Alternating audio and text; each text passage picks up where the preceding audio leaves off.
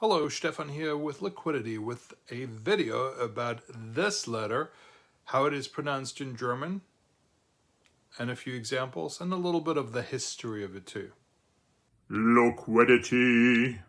Before I go into a little bit of the background of this letter, where it comes from, and certain situations that might be a little bit out of the ordinary, let me just get straight to the point for those of you who want to know how to pronounce this letter. So in German, we call this letter Z, and it's pronounced like a plosive, like a Z, like a TS sound if you put T and S together and you add a little puff of air, so it's a plosive sound. Z. So for instance, these two words, which are also loan words in the English language, would be pronounced Zeitgeist, Panzer.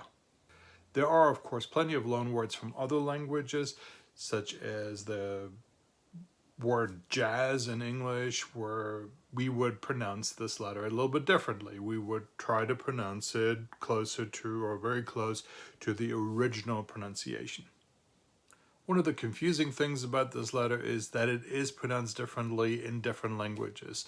Italian is probably the closest to German. It's more like a DS sound, usually like for instance the words pizza and internazionale.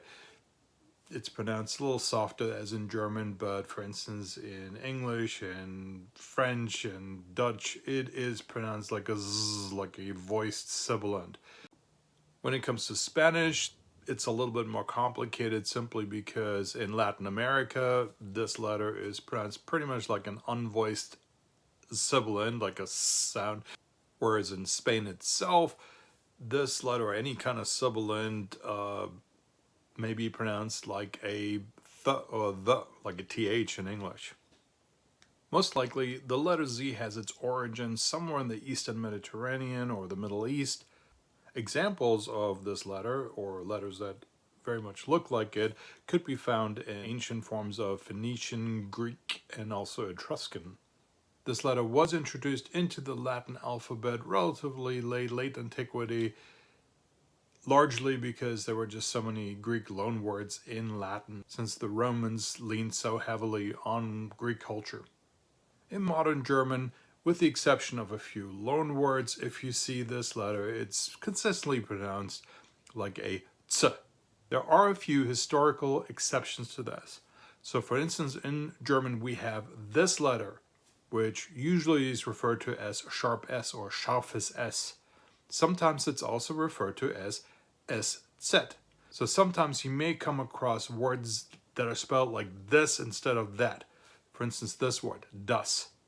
You may see this especially in older official documents. The last time I saw this was in the 1990s when I was doing my military service. So in the German military, instead of this letter, which doesn't exist on any other keyboards except for German, they would replace that with SZ so that you could spell it on any keyboard, an English keyboard, for instance.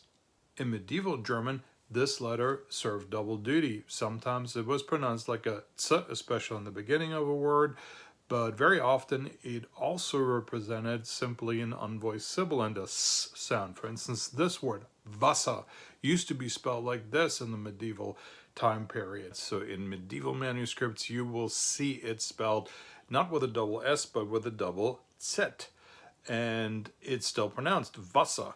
So the Z in medieval manuscripts may represent an S sound.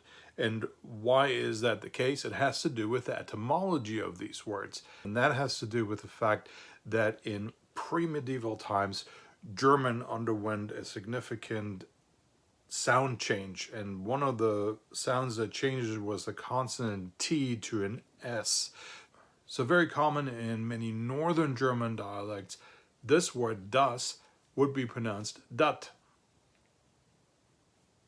That's a holdover from early medieval German or pre-medieval German, actually. Let's look at a couple of German words, modern German words that include the letter Z and see how they are pronounced.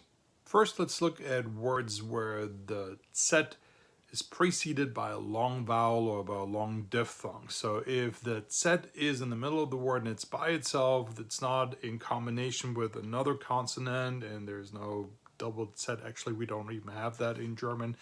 Italian, we have that, right? Piazza, pizza, but in German, we don't have that. I'm going to get to that later. Yeah, so if the Z is by itself, not in combination with any other consonants, and it's preceded by a vowel, that vowel is long. For instance, we have der Dozent, die Dozentin, reizen, heizen, duzen. If the Z is in combination with another consonant, the vowel preceding it is shortened. So for instance, we have words like die Lanze, die Münze. And as I mentioned before, in German we don't have a double Z. Instead we have a T-Z combination, which seems redundant, but really the only purpose of the T in front of the Z is to indicate that this is a double consonant, and therefore the vowel before that, the preceding vowel, is shortened. There are plenty of words for that in German. For instance, we have die Katze, die Hitze, motzen. And there are plenty of words that begin with a Z. For instance, we have die Zahl, das Zelt, die Zeit, der Zug, zittern.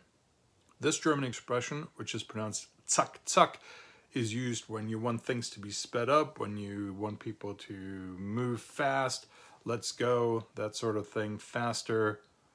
It has nothing to do with the similar sounding English word. I hope you enjoyed this video. If you did, give it a like, please, and check out my other videos. If there's something else that you like, maybe you want to consider subscribing to my channel if you haven't done so yet, and I'll see you in the next video. Thanks for watching. Bye. Tschüss.